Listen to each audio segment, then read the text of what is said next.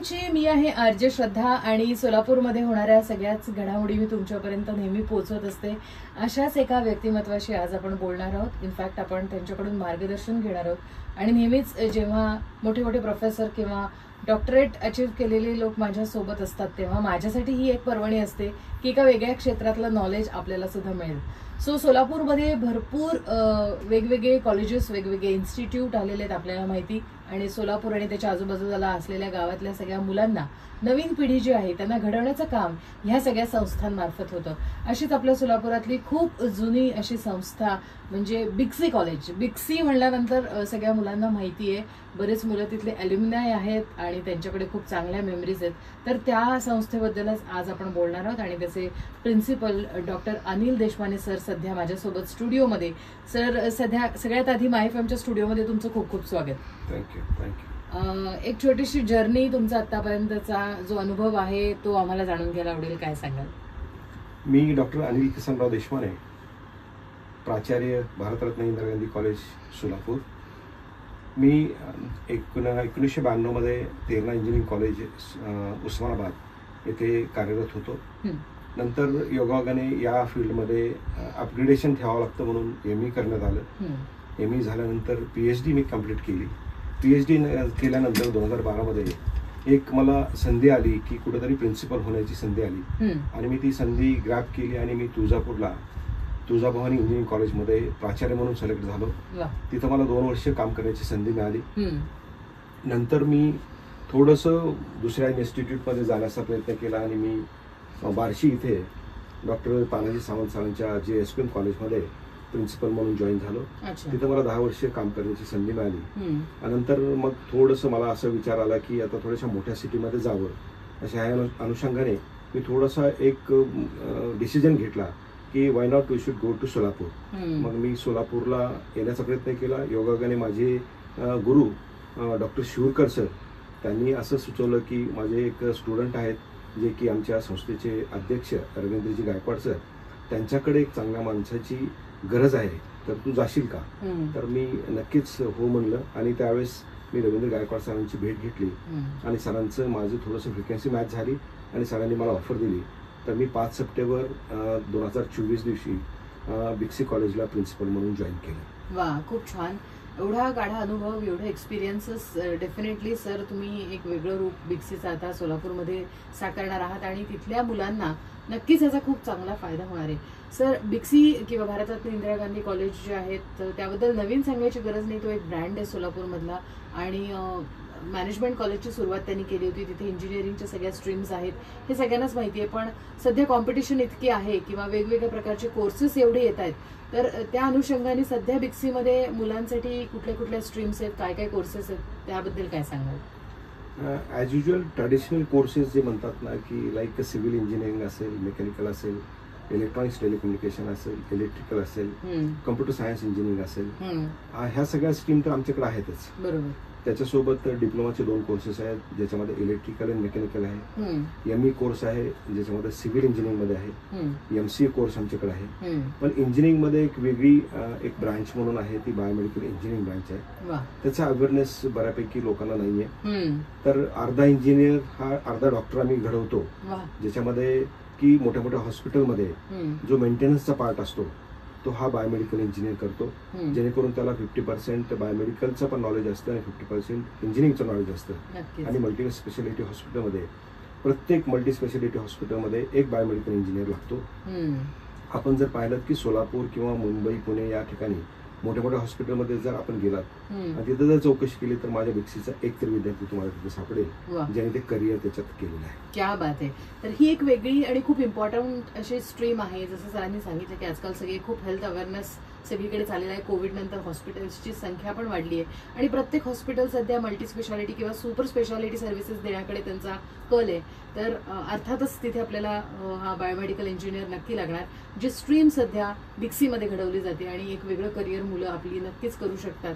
तर सध्या सगळीकडचाच शिक्षणाचा पॅटर्न सर असा आहे की ट्रेडिशनल थेअरी, प्रॅक्टिकल किंवा त्यांचं जे करिक्युलर आहे ते तर सगळेजण देत आहेतच, पण एक्स्ट्रा करिक्युलर ऍक्टिव्हिटीज ह्या प्रत्येक कॉलेजकडनं प्राकर्षणी केल्या जातात. मुलांच्या डेव्हलपमेंटमध्ये त्याचा खूप मोठा हात असतो.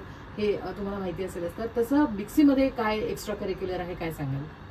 हा, साहजिक आहे की ज्यावेळेस एखादा विद्यार्थी आपल्या इंजिनिअरिंगमध्ये ऍडमिशन घेतो त्यावेळेस फक्त त्याला पुस्तकी ज्ञान देऊन नाही चालत. बरोबर. काही काही मुलांच्या अंगामध्ये काही वेगळे गुण असतात, त्या गुणाला पण एक स्कोप दिला पाहिजे. नक्कीच. माझ्या इन्स्टिट्यूटमध्ये आम्ही बरेचसे करिक्युलर ऍक्टिव्हिटी घेतो जेणेकरून त्यांना एक स्कोप मिळतो, ज्याच्यात मग गॅदरिंग असेल, मोठे मोठे फेस्टिवल असतील, बर्थडे असतील, त्याच्यामध्ये त्यांना काही करायला मिळतं. आणि आम्ही जे प्रोजेक्ट करतो ते इंटरडिसिप्लिनरी करतो आम्ही, ते की इलेक्ट्रॉनिक्सचा मेकॅनिकलचा इलेक्ट्रॉनिक्स, कॉम्प्युटरचा सिव्हिल असं कंबाईन करून त्यांचं थोडंसं नॉलेज शेअरिंग करून आम्ही ते प्रोजेक्ट करतो, जेणेकरून त्यांना ते नॉलेज शेअर करता येईल. सिव्हिलच्या मुलांना असं वाटायला नको की आपल्याला कॉम्प्युटर येत नाहीये, बरोबर, की मेकॅनिकलच्या मुलांना असं वाटायला नको की आपल्याला इलेक्ट्रॉनिक्सचा पार्ट येत नाहीये. ते थोडंसं इंटरडिसिप्लिन केलं की मग ते थोडंसं बरं वाटतं आणि बाहेर बघायला पण लोकांना की एक कंबाईन पिक्चर बघायला मिळतो की काय एक्झॅक्टली प्रोजेक्ट करू शकतात. आतापर्यंत ट्रेडिशन असं आहे की इलेक्ट्रॉनिक्सची मुलं इलेक्ट्रॉनिक्सच करतात, मेकॅनिकलची मेकॅनिकलच करतात. असं न करतात त्यांना थोडासा वेगळा स्कोप दिला पाहिजे.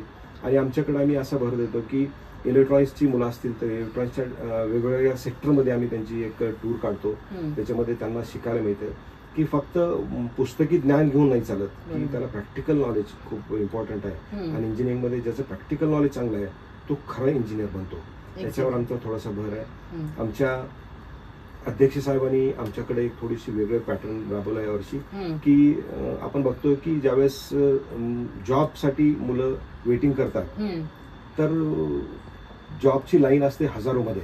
मग माझा विद्यार्थी कुठे थांबणार, तर त्याला काहीतरी वेगळं आलं पाहिजे, की तो जो HR असतो तो म्हणतो की तुला बाकीच्या पेक्षा वेगळं काय येतं. तर आम्ही थोडासा पॅटर्न वेगळा केला यावर्षी आम्ही आता जर्मन लँग्वेज असेल, जापनी लँग्वेज असेल, एक फॉरेन लँग्वेजचा कन्सेप्ट आमच्या इन्स्टिट्यूटमध्ये आम्ही चालू केलाय, जेणेकरून त्या विद्यार्थ्यांना ज्यावेळेस एखादी फॉरेन लँग्वेज येते तर ते एक्सपर्ट जो असतो, HR असतो, तो पटकन त्याला चूज करतो.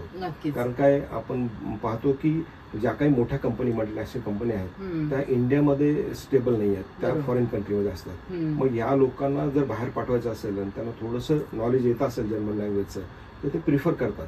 अशा दृष्टिकोनातून आम्ही प्रत्येक गोष्ट जाणीवपूर्वक विद्यार्थ्यांना जी लागते, कारण काय पॅरेंट आणि विद्यार्थी फक्त they are worried about academic and the placement, त्या दोन गोष्टीवरच आपण भर देतो, जेणेकरून विद्यार्थी शिकला पण पाहिजे आणि त्याची प्लेसमेंट पण झाली पाहिजे. एक्झॅक्टली. मी तुम्हाला आता पुढचा प्रश्न तोच विचारणार होते की इंजिनिअरिंग म्हणल्यानंतर लास्ट इयर पासूनच प्लेसमेंटसाठी बरीच धावपळ असते, किंवा इन्स्टिट्यूट किंवा संस्थांचा पण आणि पॅरेंट्सचा पण हाच कल असतो की चौथ्या वर्षीच जोपर्यंत तो डिग्री घेऊन बाहेर पडत नाही त्याच्याकडे ऑफर लेटर पुढचं त्याच्या करिअरचं असलं पाहिजे.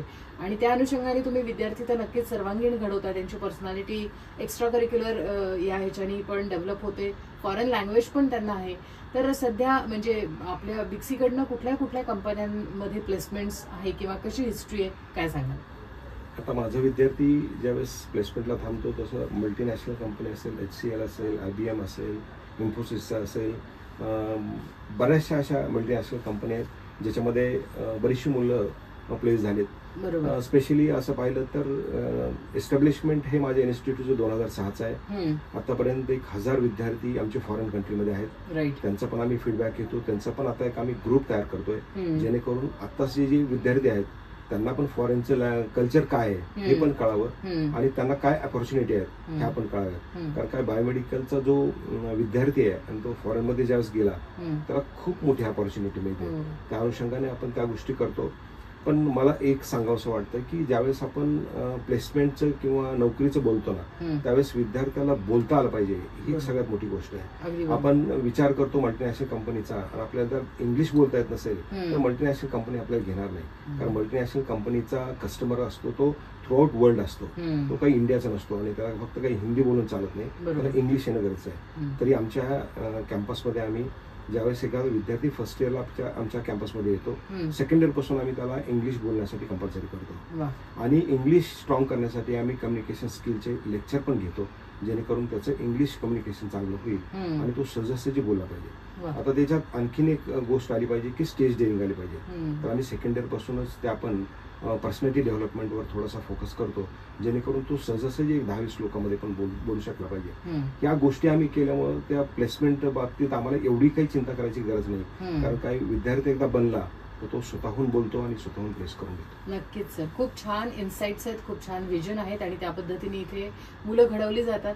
सो सध्या जे सगळे विद्यार्थी आपल्याला ऐकतायत, म्हणजे त्यांना पुढे जाऊन इंजिनिअरिंग करायचं आहे, आता डिप्लोमामध्ये असतील आणि चांगल्या अशा कॉलेजमध्ये त्यांना सोलापुरातच राहून इंजिनिअरिंग करायचं आहे आणि हा सर्वांगीण विकास विद्यार्थ्यांचा होत असेल तर पालकही फॉर दॅट मॅटर खूप कन्सर्न असतं त्यांना सुद्धा.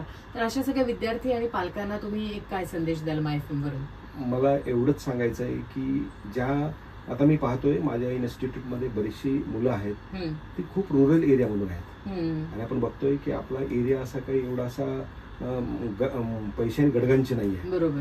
तरी पण मुलं म्हणतात की मला पुण्याला जायचं आहे, मुंबईला जायचं आहे. पण जे काही एज्युकेशन आपल्या इथं मिळतं ते पुण्याला जाऊन का घ्यावं? बरोबर. आणि आपण खर्चात आई वडिलांना का टाकावं? 10वी पर्यंत असेल, 12वी पर्यंत असेल, आई वडिलांनी आपल्याला खूप काही दिलं, पण आपण आता इंजिनिअरिंगचं एज्युकेशन असेल ते कमीत कमी पैशामध्ये चांगल्यात चांगलं कुठे मिळेल ह्याच्याकडे आपलं लक्ष असलं पाहिजे. फक्त मी जाणतोय की पुणे मुंबईला ज्यावेळेस विद्यार्थी जातो त्याचा खर्च अफाट होतो. त्याचं राहणं असेल, खाणं असेल किंवा फीस असतील, त्या फीससाठी वन टाइम तुम्हाला फीस भरावी लागते. ते जर बघितलं तर माझ्या साहेबांनी किंवा आमच्या प्रेसिडेंट सरांनी सोशल वर्क म्हणून आम्ही त्या मुलांना इन्स्टॉलमेंट देतो. आज आम्ही 1000 आणि 500 रुपयांनी पण फीस कलेक्ट करतो. ही गोष्ट कुठंच होत नाहीये. पण आपण विद्यार्थ्यांनी पण हे लक्षात घेतलं पाहिजे की आपल्याला शिकायला मिळालं पाहिजे आणि नोकरी मिळली पाहिजे. त्या दोन गोष्टी जर आपल्या होत असतील तर कमीत कमी खर्चामध्ये चांगलं एज्युकेशन का घेऊ नये याच्याकडे थोडंसं लक्ष दिलं पाहिजे. आणि त्यांनी आम्ही असं म्हणत नाही की माझ्याच इन्स्टिट्यूटमध्ये ऍडमिशन घ्यावं किंवा माझ्या इन्स्टिट्यूटमध्ये यावं, पण आपण सगळ्या इन्स्टिट्यूटचा अभ्यास करावा. जिथं आपल्याला असं वाटतं की बाबा कमीत कमी पैशामध्ये चांगल्यात चांगलं एज्युकेशन मिळत असेल तिथं आपण आपलं करिअर करू शकतो. मला माहिती आहे की विद्यार्थी हा ज्यावेळेस पुण्याला मुंबईला जातो तो टोटली पॅरेंट्स पासून डिटॅच होतो. ती गोष्ट जर आपण सोलापूरमध्ये असेल तर कमीत कमी 8 दिवसाला, 15 दिवसाला, महिन्यात एकदा तरी पॅरेंट्स माझ्याकडे येऊ शकतात, त्याचा फीडबॅक विचारू शकतात. आणि जे पॅटर्न असतो, शिकवण्याचा पॅटर्न असतो तो सगळीकडे कॉन्स्टंट असतो, पण आपली जी कनेक्टिव्हिटी असते पॅरेंट्सची आणि मुलाची ते आपल्या जवळपासच्या गावातच राहिलं तर होते. मला माहिती आहे की मुलं पुण्या मुंबईला गेलं की थोडंसं मेट्रोपॉलिटन सिटीचं त्यांच्याकडे थोडीशी लकब येते आणि ते थोडंसं वेगळ्या मार्गावर जायला बघतात. पण तीच जर मुलं आपल्या इथं असतील तर ते आपल्या नजरेखाली राहतात आणि चांगल्यापैकी एज्युकेशन ते घेऊ शकतात.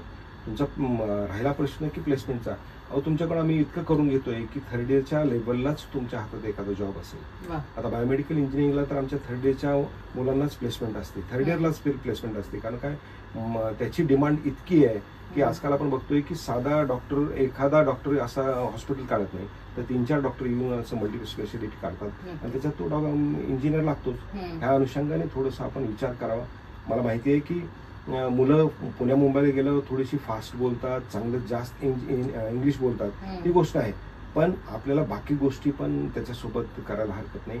आणि ज्यावेळेस मी एखाद्या HR ला विचारतो की बाबा तुम्हाला पुण्या मुंबईला जर विद्यार्थी मिळत असेल तर तुम्ही आमच्या सोलापूरला, तुळजापूरला, उस्मानाबादला कसं काय येताय, तर त्यांनी एकच सांगितलं मला आणि त्याचा मला खूप प्राऊड फील होतो की माझा विद्यार्थी, इथला विद्यार्थी हार्डवर्कर आहे, हुशार आहे आणि त्याची बसायची कॅपॅसिटी खूप आहे. हे आम्हाला कुठंच पुण्या मुंबईला मिळत नाही, म्हणून आमची सगळ्या इकडच्या मुलांची आमची प्लेसमेंट करून घेतोय. हा खूप मोठा आपल्यासाठी एक चांगला प्लस पॉईंट आहे. एक्झॅक्टली. सरांनी खूप छान मार्गदर्शन केलंय आपल्याला की आपल्या मुलांची स्ट्रेंथ आपण ओळखली पाहिजे, आपल्या मुलांना आपल्या घरात जवळ ठेवलं पाहिजे आणि छान एज्युकेशन तर आपल्याला सगळीकडे मिळतच आहे. आणि त्यातलं एक बेस्ट असं कॅम्पस म्हणजे Bharat Ratna Indira Gandhi college of engineering, जिथे नवीन वेगवेगळ्या स्ट्रीमचं शिक्षण सुद्धा आपल्याला मिळतंय. तर नक्की कॉलेजला व्हिजिट करा, तुम्हाला पाहिजे ती इन्फॉर्मेशन घ्या आणि वाईज डिसिजन घ्या, हेच मी तुम्हाला सांगेन. थँक्यू सो मच सर, वेळात वेळ काढून तुम्ही आलात, आम्हाला सगळ्यांना खूप छान मार्गदर्शन केलं, त्यामुळे तुम्हाला खूप खूप शुभेच्छा. थँक्यू.